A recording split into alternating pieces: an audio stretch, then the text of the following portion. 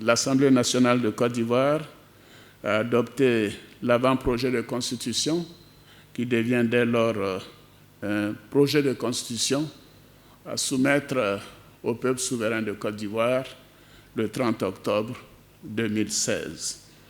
Et le résultat des délibérations et des votes a été comme suit.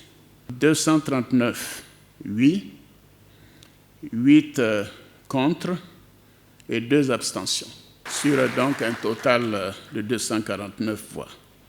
C'est dire à quel point l'Assemblée nationale a compris le message que nous avons construit pour notre peuple.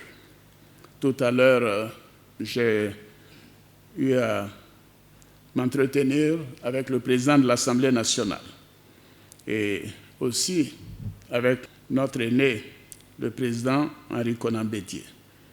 Et souvenez-vous, l'accord de Ouagadougou avait mis en place le cadre permanent de concertation. Et j'ai toujours été conforme à cet esprit de concertation. Et aujourd'hui, que l'Assemblée nationale vient de donner son accord par plébiscite à cet avant-projet de constitution, je voulais leur rendre hommage. Et je voudrais commencer par remercier les députés et bien évidemment le président de l'Assemblée nationale en tête et le président du groupe parlementaire. J'ai dit au président Bédié toute ma gratitude, car nous sommes concertés à chaque étape.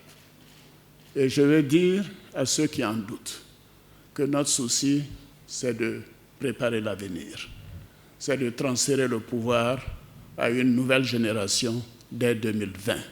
Qu'il n'y ait pas de doute là-dessus. Je lui ai dit que cette constitution est un acte important pour notre pays.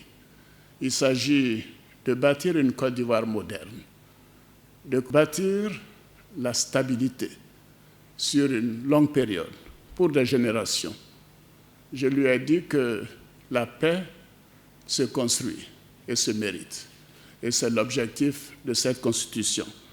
Je lui ai également dit que je suis sûr qu'au fil des mois et des années, et des décennies et des générations, les jeunes générations verront que nous leur avons laissé un véritable héritage de paix et de stabilité.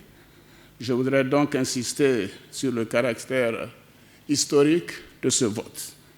Bien évidemment, ce n'est qu'une étape, puisque le 30 octobre, le dimanche 30 octobre, nous aurons le référendum. Et les semaines, les jours qui viennent, nous permettront d'expliquer à nos concitoyens encore plus en détail notre volonté de renforcer la paix et la stabilité pour notre pays, de préparer les prochaines générations, car en fait, la réussite se mesure après, pas avant ou pendant que l'on est au pouvoir. Je voudrais donc vous dire que cette Constitution apporte à notre pays des perspectives de stabilité, de paix, et je voudrais saluer à nouveau les députés et à leur tête le président de l'Assemblée nationale pour son engagement pour cette journée historique.